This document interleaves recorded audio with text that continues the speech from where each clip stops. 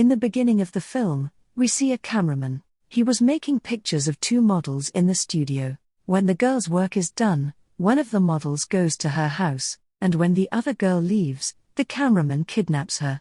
He also makes the girl unconscious. When she regains consciousness, she finds herself tied up. The girl was very scared, and she was repeatedly telling the cameraman to please leave her, but he doesn't listen to a word the girl says. Then he takes out a box which had someone's ashes. He puts it next to the girl and cuts her throat, and when he was doing that, his blood drips into the ashes. In the morning, when the cameraman's secretary comes, she sees the girl's corpse. The cameraman had killed her, but as soon as she turns around, she sees her boss's corpse. That's when she calls the police. After investigating, it is found that the cameraman has definitely killed the girl, but this was just a secret. Who killed the cameraman? When she looks at the cameraman's throat, there was someone's cut mark on it. Looking at her corpse, it seemed as if someone had eaten her flesh. After this, in the story, we see two news reporters looking at the girls, who were very capable, but no one believed them. When they both go to their office, their boss tells them to find out about this case. How did the cameraman die? Who killed him so mercilessly? Now, they meet a lab girl. She feeds him at the hotel, and asks about this case. The girl tells the two reporters that the cameraman killed the girl. We got some candles from his house. Looking at them, it seemed as if there was some ritual or magic there, and there was someone's teeth mark on the cameraman's neck, as if someone had eaten his throat. When they both hear this, they get very worried, and start thinking, who could be such a cruel person? Who is eating humans in such a scary way? After this, we see a girl named Sandra. She was doing yoga and going towards her car. As soon as she starts sitting in her car, some people were going to steal her car and take her away.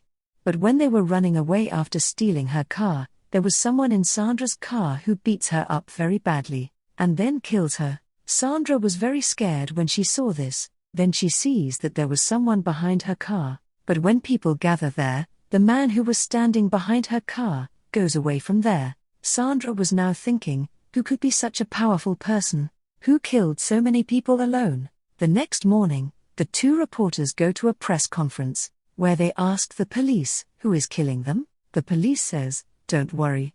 We will find the killer very soon. The reporter asks the officer, is this murder committed by the same person? To which the officer replies, the first murder that took place near the car was committed by the same person. She asks, why was there such a mark on the cameraman's neck, as if someone had killed him? Hearing this question, everyone is surprised, because no one knew about this. Hearing this, the mayor who came there, she gets very angry, and the reporter tells the girl that you will not come to this conference again.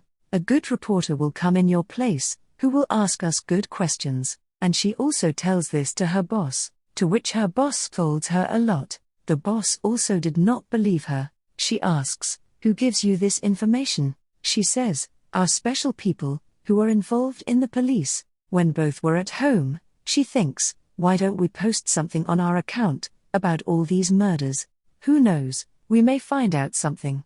Then she gets a call from a girl working in the lab. She tells her, the people whom we have tested for DNA, he is the only man who is killing everyone. But the model girl who died, that was done by the cameraman. Now they both go to the cameraman's office to find out all this, where the first murder took place. When they go there, they find a box there.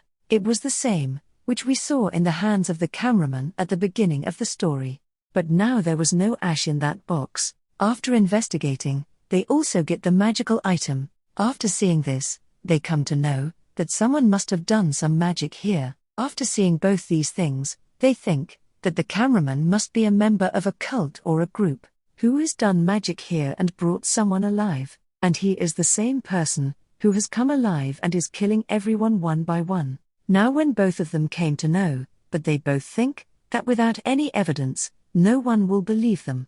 That's why they both decide that they will collect the evidence first. On the other hand, Sandra, who was in the hospital after that incident, her brother also comes there. Sandra's brother asks the police officer, is there any danger here? The officer says, don't worry, your sister is safe here. Then when he meets his sister, Sandra tells him, that night I saw a man, who was very dangerous. And I feel that he will not leave me also. He will kill me also. Sandra was saying this. Then that man comes there, who had come to kill Sandra. There Sandra's brother gives her a cross locket. He says, "Wear it. Have faith in God.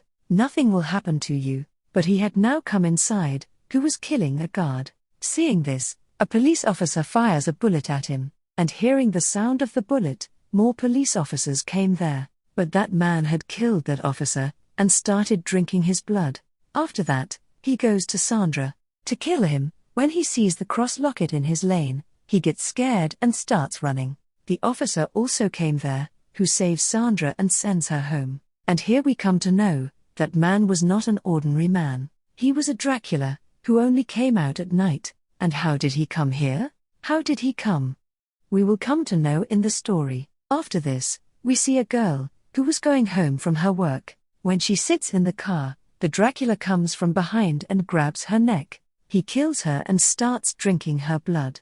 The next morning, both the reporters are called by their boss. "I have started a new show today, in which people will give us their opinion. Who is the killer?" And they start getting a lot of messages on this case, in which people told them their own thoughts. Why did this happen? And what was the secret behind it? The two reporter girls choose the names of some people, and try to talk to them too. On the other hand, Sandra's brother also brought her home. He tells her that there are cameras here. "You don't worry. Your life will not be in danger." Then Sandra watches the reporter's video, in which she was saying that if anyone knows anything about this case, then please tell us. Sandra tells her brother that I also want to talk to them. There, a lady talks to both the reporter girls in the office. She says that I read your news, in which you mentioned a cameraman. I spoke to that man a year ago, because I had written a book on Dracula at that time. In that book, there was a mention of a man who was very dangerous. He wanted to bring that man alive, and he wanted to help me in all these matters. But I didn't tell him about this, because if I had done this, if I had helped him, then a dangerous Dracula would have come to our world. At that time, another girl is included in their video, who says, "Yes, I also know about that man, who becomes Dracula and kills people. A few years ago, I also faced it. He killed my friend in front of my eyes, but I killed him and brought his dead body in the sun, due to which he became a raft, and I closed his raft in a box. But a few days later, that box was stolen."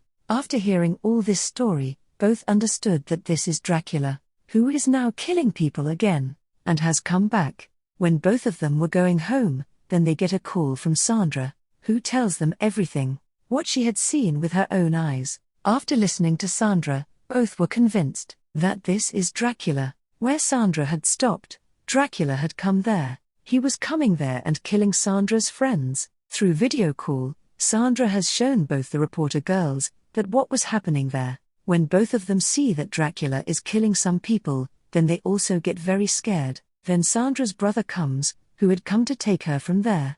But that Dracula also comes there and kills Sandra's brother. And then Sandra.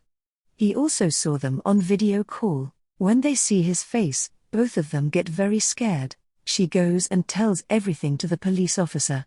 Then he says, "What have you made this story to be famous? If this is the case, then please don't do this. Your story is very useless." She had known that without proof, no one will believe her. She thinks that at the time of the day, where would that Dracula be? She also makes weapons for him, so that he can face him. One day, he gets a call from a man who wanted to help them. He now calls both of them to his office. She asks, why did he call them here?